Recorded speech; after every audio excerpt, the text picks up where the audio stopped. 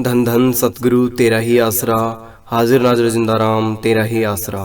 साखी मस्ताना जी, सीमेंट का परमिट।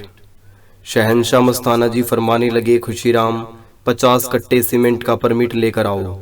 दरखास्त मैनेजर से लिखवा लो। और फरमाया, धन धन सतगुरु तेरा ही आसरा के नारे को कोई जानता नहीं। सच्चा सौदा दरबार का काम चलाना है। जैसा कोई मिले वैसे ही फतेह बुला देना। सरदार मिले तो सत श्री अकाल, बनिया मिले तो राम राम, ब्यास वाले मिले तो राधा स्वामी, सच्चे सौदे वाले मिले तो धन धन सतगुरु तेरा ही आसरा बोल देना। 50 कट्टे की दरख्वास्त मैनेजर साहिब से लिखवाकर खुशीराम तहसील में पहुंचा। तहसीलदार सरदार जी थे। सत श्री अकाल बुलाई और दरखास्त आगे रखी। तहसीलदार साहब दरखास्त पढ़कर बोले, ये वही सच्चा सौदा डेरा है जो मकान बनाते और गिराते हैं। खुशीराम ने कहा, हाँ जी। तहसीलदार ने दरख्वास्त फेंक कर मारी और कहा, सीमेंट नहीं मिलेगी। खुशीराम ने कहा कि दरख्वास्त उठाकर मेज पर रखें, सीमेंट का परमिट दें या नहीं दें। तहसीलदार ने घंटी बजाई, चपरासी आया, उसने दरख्वास्त उठाकर मेज पर रख दी। खुशीराम ने दरख्वास्त उठा ली और सत श्री अकाल बुलाई और चल पड़े। तहसीलदार ने कहा, ठहरो, मैं 5 कट्टे सीमेंट का परमिट दे सकता हूँ। इस पर खुशीराम ने कहा, सीमेंट 50 कट्टे ही चाहिए, कम नहीं लेनी। तहसीलदार ने 50 कट्टे देने से मना कर दिया। खुशीराम ने फिर सत श्री अकाल बुलाई और वापस चल दिए। खुशीराम सच्चा सौदा दरबार पहुंचा, शहनशाह मस्ताना जी से मिला। इस पर शहनशाह जी ने फरमाया, परमिट लाए हो? खुशीराम ने बेनती की, आपने परमिट दिलवाया ही नहीं।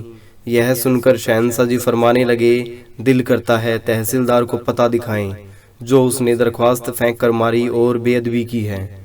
पुत्र दिल में सब्र कर, इसका बदला उससे इतवार को लेंगे। अब तू ऐसा कर, चूना शहर से और राख भट्ठे से गड्ढे भरवा कर लाओ, इसका गारा बनाओ, वह उसी से टीप करो। ऐसा ही हुआ। उधर तहसीलदार ने शाम को परमिट वाली बात अपने अफसरों को बताई। अफसरों में से 1-2 अफसर शहनशाह मस्ताना जी को जानते थे। अफसर कहने लगे, तहसीलदार आपने बहुत बड़ी गलती की है जो दरख्वास्त फेंक कर मारी। सीमेंट का परमिट देते या न देते वो आपकी मर्जी थी।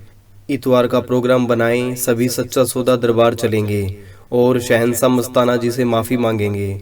इतवार को सुबह 2 जीप भरकर सच्चा सौदा दरबार पहुंची। शहनशाह मस्ताना जी फरमाने लगे, कैसे आए हो?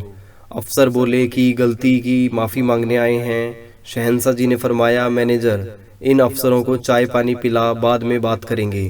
वे चाय पानी पीकर फारिग हो गए। अफसरों ने बेनती की कि हमको दरबार दिखाओ। शहनशाह जी ने दरबार दिखाना शुरू किया। सच्चा सौदा दरबार में कुछ जानवरों का जुलूस बनाया हुआ था। जानवरों की मिसाल देते हुए शहनशाह जी ने समझाया, जैसे ये चंडूल जानवर है, ये सारी उम्र पराई बोली बोलता है, इसी तरह इंसान भी चंडूल जानवर की तरह पराई बोलियां बोलता है। कभी इसने अपने जिंदाराम की बोली नहीं बोली।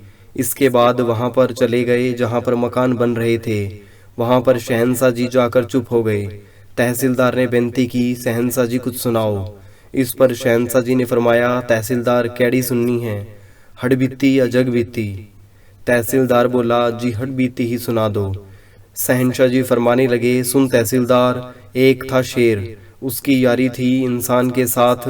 जब यारी गाढ़ी हो गई, इंसान ने सोचा कि शेर को घर बुलाकर रोटी खिलाऊं, तो इंसान ने शेर से घर पर रोटी खाने को कहा।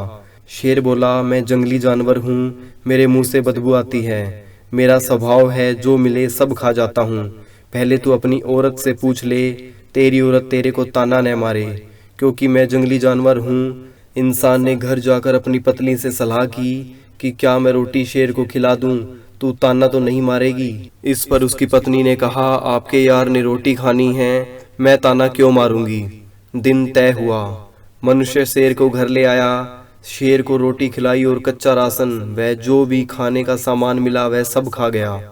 मनुष्य की पत्नी को यह देखकर सहन न हुआ। वह कह उठी, किससे यारी डाली है, वह सब कुछ ही खा गया। शेर यह बात सुनकर चला गया।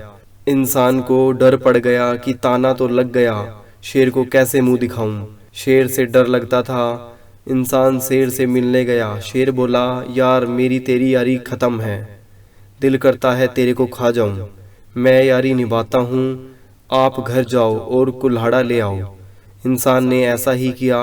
शेर बोला, यह कुल्हाड़ा मेरे घुटने पर मार, मैं लहूलुहान हो जाऊंगा। आप 7 दिन बाद मिलना। मनुष्य ने ऐसा ही किया। मनुष्य जब 7 दिन के बाद शेर से मिलने आया तो शेर का जख्म ठीक हो गया था।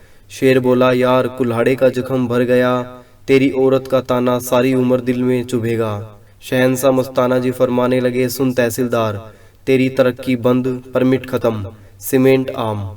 जो आपने सच्चा सौदा दरबार की बेअदबी की है, इसका बदला जब तेरा चोला छूटेगा धर्मराज के पास खड़े होकर तेरी खाल पिटवाएंगे।